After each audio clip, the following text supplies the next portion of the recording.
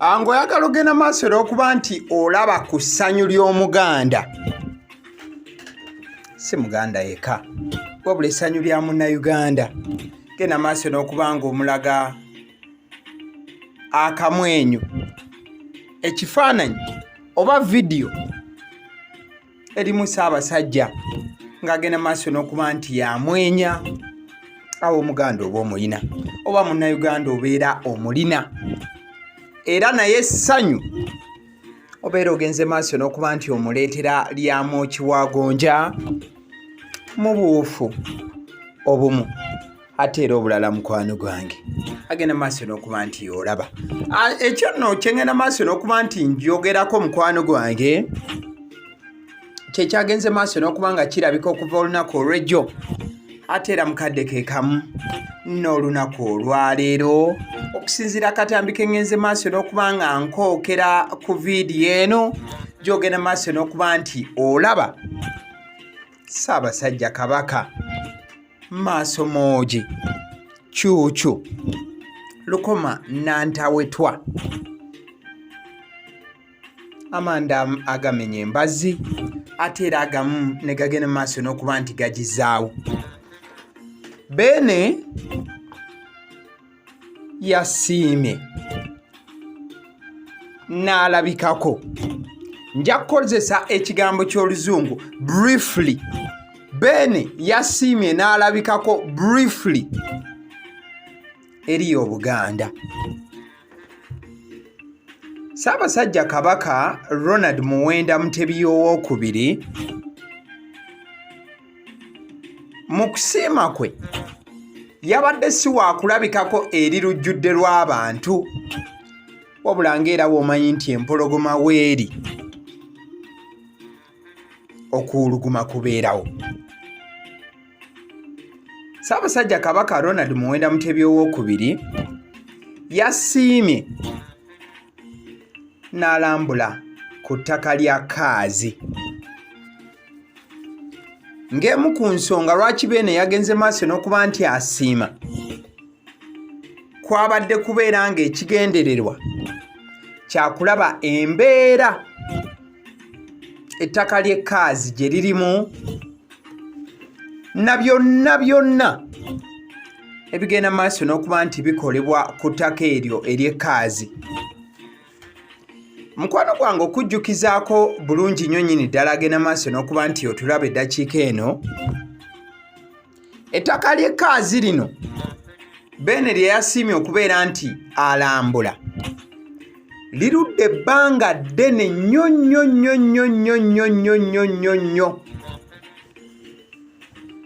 nga liriko enkaayana.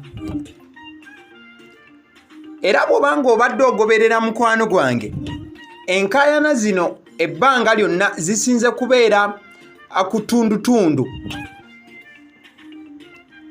erikozesebwa abasikawuti. Bw'obanga oli kika ky'omuntu eyali agenze maaso n'okuba nti oyitako Kaazi, obanga otambuddeko mu bitundu by'eyo, abasikawuti wali ogenze maaso n'okuba nti nno ogwisanya nabo obwenyi, oba wali ogenze maaso n'okuba nti obasisinkanakoko wano na wali. So mbadde ngenda maaso n'okuba nga nkugamba mukwano gwange nti Beene yasiimye okubeera nti alambulako ku ttaka lino embeera gye lirimu ettaka eryo erirudde nga enkaayana zigenda maaso n'okuba nga zitinta butinsi ku ttaka lino naddala ku tundutundu eri abasikawuti kwe bali.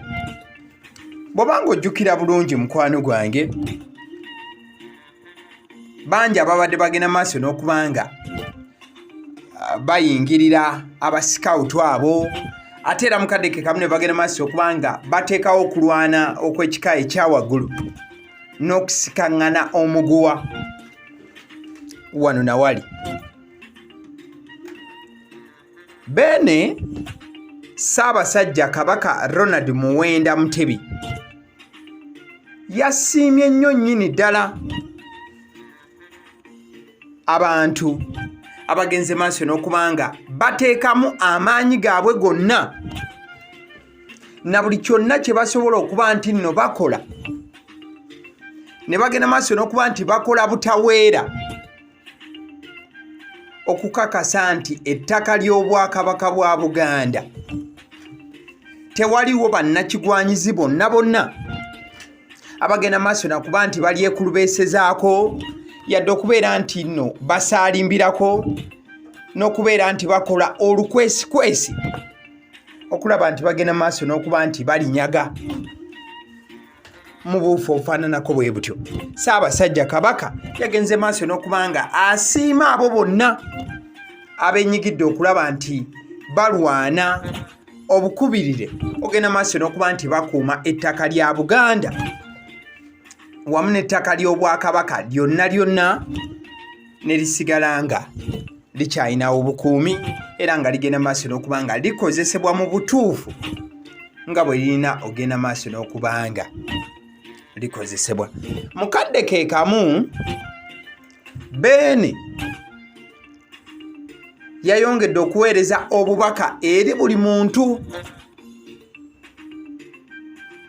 ali ku ttaka lya Buganda n'abagamba nti mugende maaso n'okuba nti mwongera amaanyi ne ssekwongera yenna bukubirire mwongera okuba nti muteeka obukuumi ku ttaka lya Buganda kubanga ettaka ge maanyi mu buufu ofaananako bwe butyo. Kale nga tuvudde awo wennyini kubeera nti Ssaabasajja Kabaka Ronald Muwenda Mutebi II yasiimye okulambula ettaka lino, olunaku olwaleero ku mitimbagano wonna bannayuganda basiibye bagenda maaso n'okuba nga balaga essanyu lyabwe ery'ekika ekyawaggulu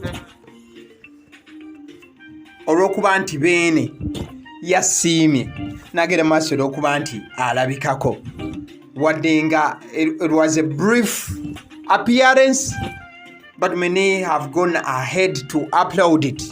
Nti bangi bagenze maaso n'okuba nti nno basiima nnyo oba nga basanyuka nnyo olw'okuba nti Beene yasiimye n'alabikako.